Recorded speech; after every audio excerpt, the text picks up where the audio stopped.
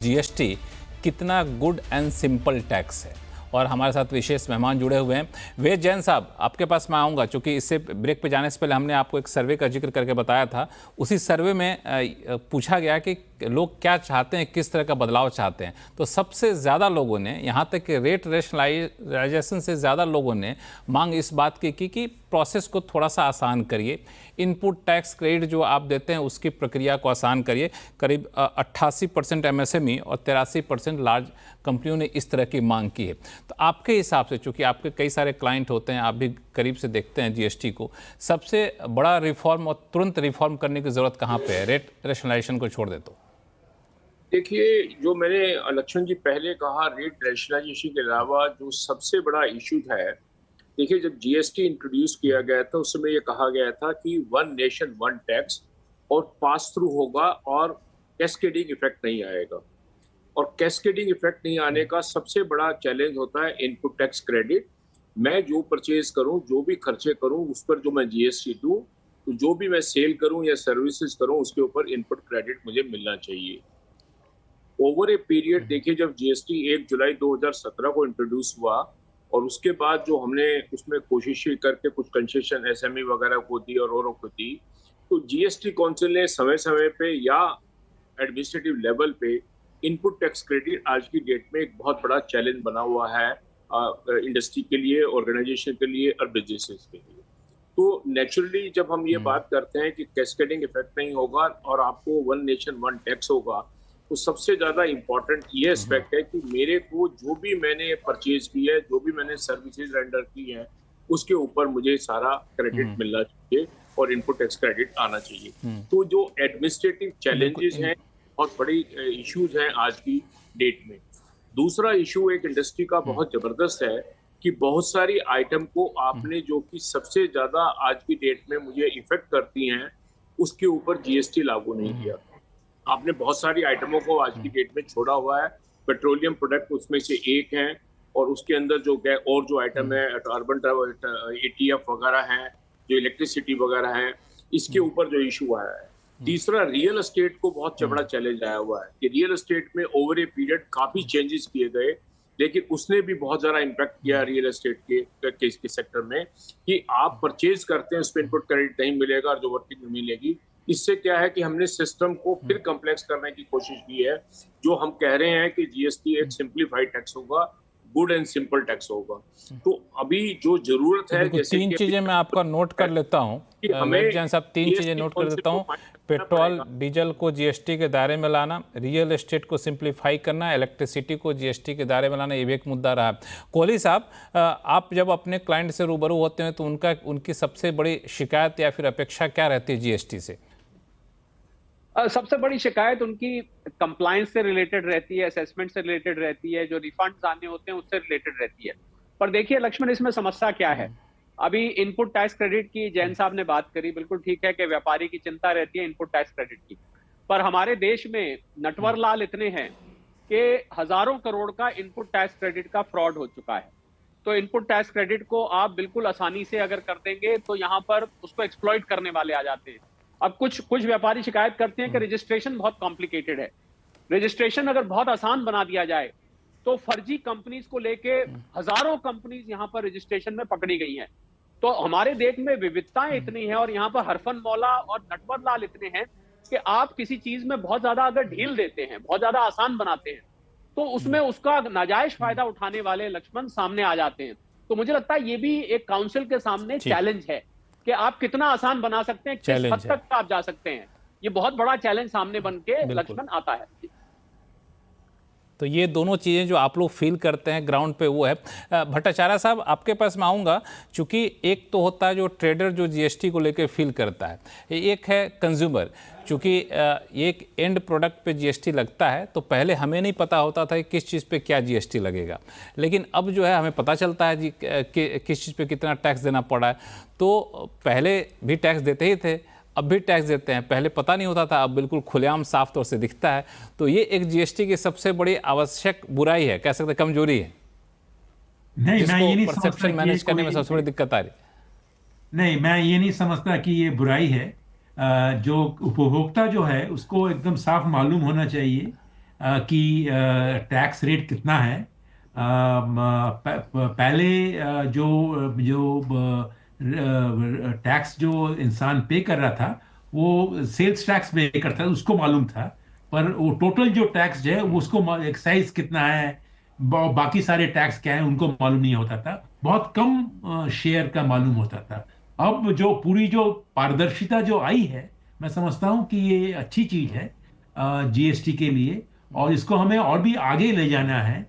जैसे भी कहा गया है कि पेट्रोल, डीजल और एटीएफ को जीएसटी में लाना कोई दिक्कत की बात नहीं है। इनको सेंटर और स्टेट को एक साथ जुट होकर हाँ करना है कि किस तरह से उसको एब्जॉर्ब करें।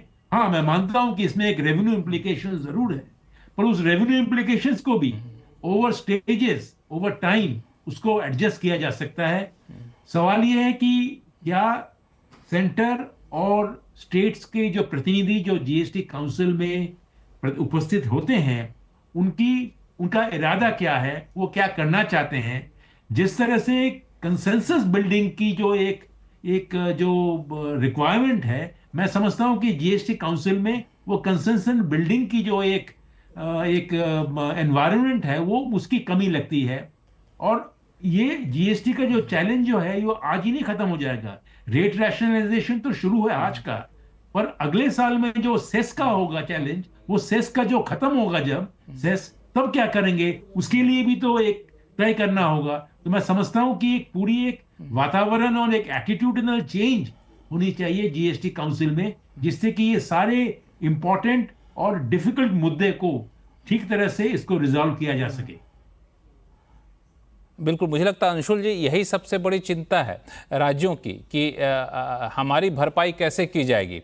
अगर टैक्स, अगर हम पेट्रोल, डीजल, एटीएफ को ले आते हैं जीएसटी के दायरे में, तो उसकी भरपाई कैसे होगी। ये राज्यों की एक बड़ी चिंता है। यही कि राज्यों की तरफ से थोड़ा सा विरोध रहता है। अंशुल जी।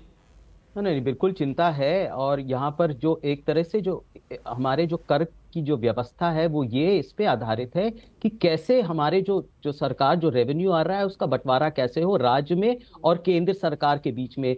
जीएसटी में एक व्यवस्था आई, एक विकृत व्यवस्था आई, लेकिन आई तो यहाँ पर। और फिर मुझे नहीं लगता सेस वो वैसे भी अगले साल अगर जो खत्म होने वाला है वो उसको खत्म नहीं होने देंगे, उसको बढ़ाते रखेंगे, क्योंकि अच्छा खासा पैसा तिजोरी में आ रहा है। और वो प्रिंसिपल अमाउंट जो कंपनसेशन और ये सब का देना था, कहाँ से देंगे? उनके पास तो वो तबीयत है नहीं, वो जानकारी है नहीं कि पैसा और कैसे कमाएं।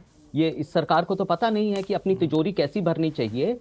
वो तो गरीबों से लेते हैं पैसा, उनकी जेब में हाथ डालकर, और बड़े बड़े कारोबारियों को फायदा करते हैं। लेकिन फिर भी मैं ये कहना चाहता हूं कि ये कुछ बातें यहाँ पर अच्छी उभर के आई कि यहाँ पर फ्रॉड भी बहुत हो रहा है। और एक आंकड़ा सामने आ रहा है कि जीएसटी में जो फ्रॉड की वजह से 2 लाख करोड़ का एक नुकसान हो रहा है। और वो इसलिए हो रहा है, और हम बुनियादी सवाल पे इसलिए आते हैं क्योंकि लोग फर्जी कंपनियां खड़ी कर रहे हैं जो जानते हैं इस जीएसटी के खेल को और फ्रॉड कर रहे हैं। और सब बात आती है टेक्नोलॉजी की चुनौती पे कि टेक्नोलॉजी यहां पर कितना जरूरी है। आपने तो जो छोटे उद्योग थे उनको तो बिल्कुल खत्म कर दिया, वो लोग बेरोजगार हो गए, उनके पास जेब में पैसे नहीं थे, मांग कम हो गई, उत्पादन कम हुआ, बेरोजगारी हुई, मांग कम है, तो इसीलिए जीएसटी और भी कम होता जाएगा।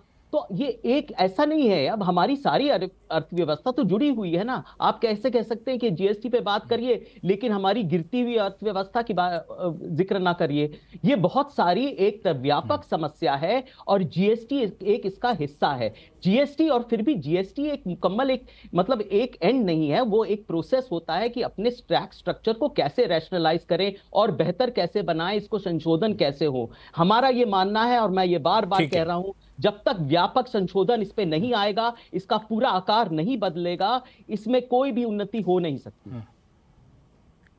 ठीक है, गोपाल कृष्ण अग्रवाल जी, 2-3 बातें निकल कर सामने आई, मैं आपकी प्रतिक्रिया इस पे चाहूँगा। कि एक तो भट्टाचार्य साहब ने कहा, काफ़ी वरिष्ठ पत्रकार हैं, उन्होंने करीब से देखा भी है कि कंसेंसस बिल्डिंग की जो कोशिश होनी चाहिए थी शायद उतनी कोशिश नहीं हो पा रही है। और दूसरा कि हम लोग पेट्रोल, डीजल, एटीएफ जैसे चीज़ों को जितना जल्दी से हो जीएसटी के तहत लाने के लिए कोशिश यहाँ पे करें, ताकि आधी समस्या वैसे ही दूर हो जाएगी कि रिफॉर्म की तरफ आगे बढ़ेंगे हम लोग। देखिए लक्ष्मण जी, ए.के. भट्टाचार्य जी बहुत ही वरिष्ठ पत्रकार हैं। मैं इनके आर्टिकल भी पढ़ता था हूँ पहले भी।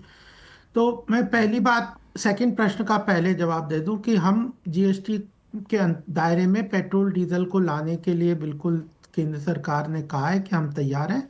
एक कंसेंस फेडरल स्ट्रक्चर में स्टेट्स को इसमें ऑन बोर्डिंग की जरूरत है। उनके इश्यूज हैं वो जो भट्टाचार्य जी ने और भी महत्वपूर्ण बात कही, जिसको हम सब जानते हैं कि वो जो है कंपेंसेशन कैसे होगा।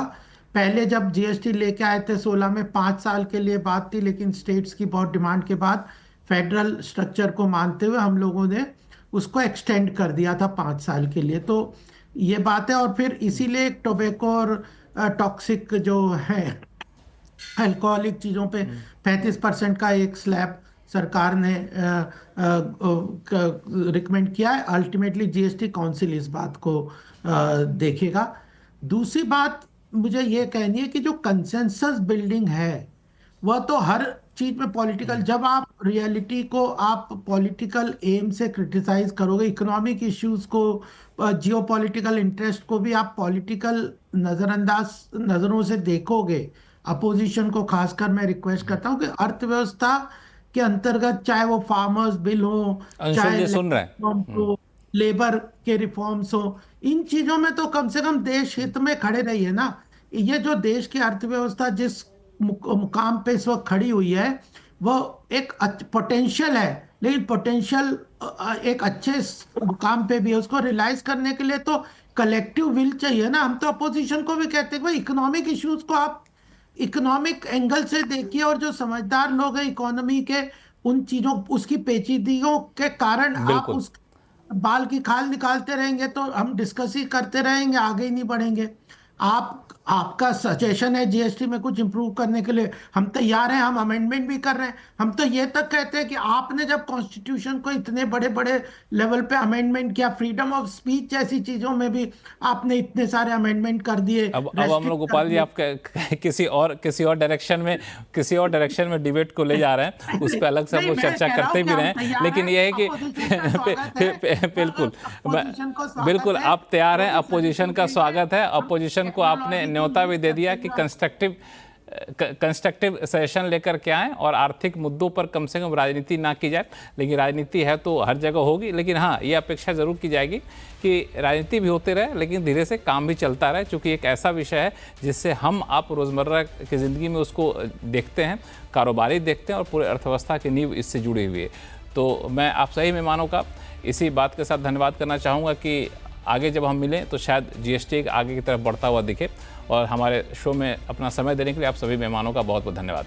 देखते रहिए CNBC आवाज़। नमस्कार।